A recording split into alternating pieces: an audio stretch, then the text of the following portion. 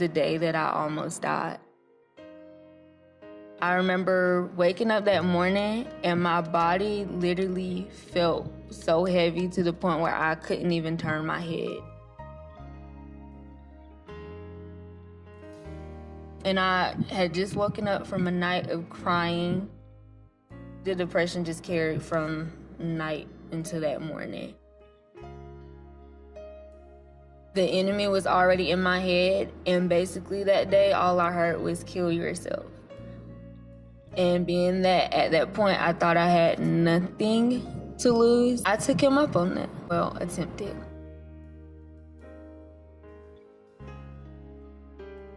I don't really remember how I got out of bed. I don't remember how I made it to where I went next, but I know I made it to my job. And I told one of my managers that I wasn't going to be able to make it to work that day. My depression got to a point where I really just could not be at work. And she hugged me and she said, "Okay, is there anything I can do for you?" And I told her no. But I don't really think she knew that she was gonna be the last person to see me alive. After I left there, I went to the lake. And the lake was always a place that I found peaceful, is where I went to find my peace. And on that day when I went to the lake, I literally felt like I couldn't find peace at all.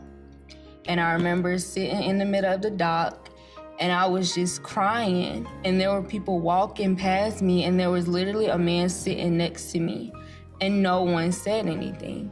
And it just amazes me how you can walk past people and not know what's going through their mind, and how you can see people, but you can't really see them.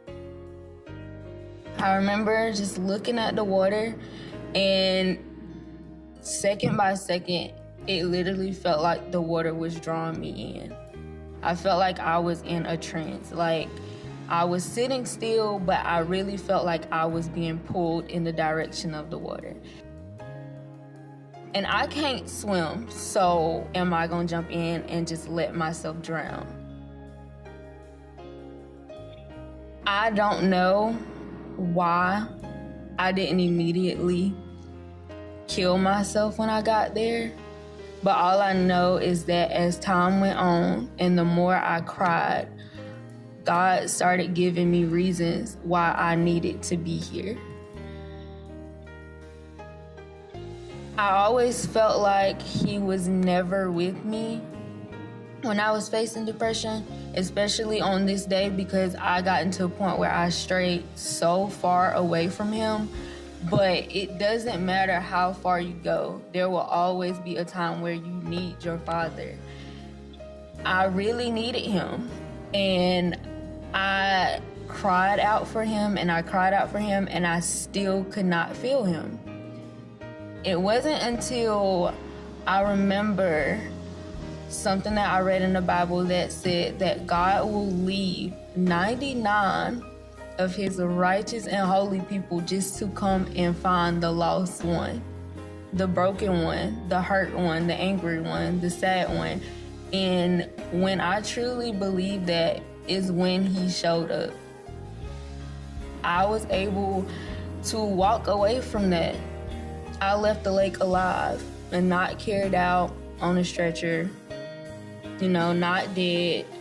And now I think about it, and there was a death that day, but it wasn't of me.